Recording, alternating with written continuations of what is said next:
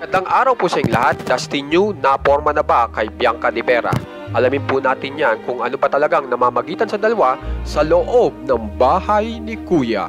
Dito po muna tayo kung saan ay nagkaroon po ng usapan ang mga boys sa loob ng bahay ni Kuya kung sino ba ang nagiging crush o nagugustuhan ni Dustin Yu.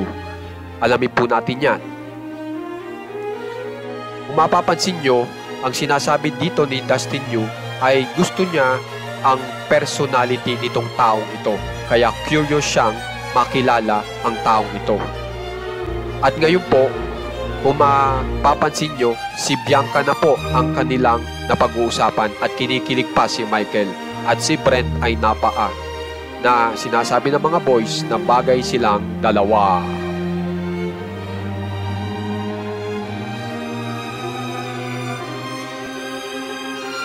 Ngayon naman po, dito sa eksenang ito ay sinasabi ni Bianca na napaginipan niya si Dustin Yu. Tingnan natin ang naging reaksyon ni Dustin Yu. At dyan din po sa eksenang yan ay nagkaalamanan na kung ano ba ang status ng relasyon ng bawat isa.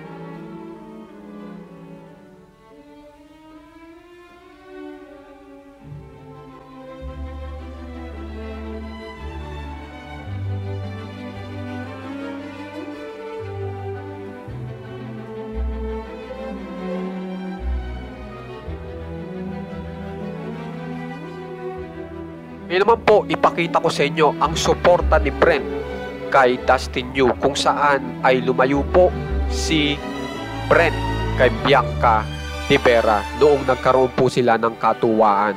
At ang sinabi ni Brent ay merong nagmamahal sa kanyang iba.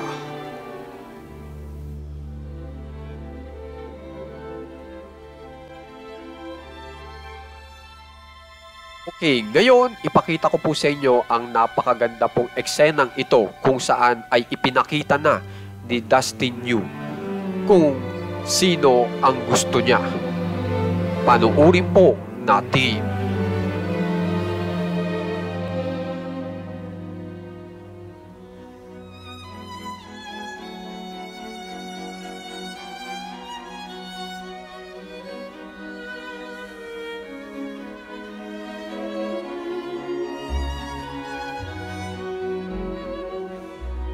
Ngayon, tingnan na po natin ang napakagandang eksena po pong ito kung saan ay naging so sweet po si Dustin kay Bianca Di Vera.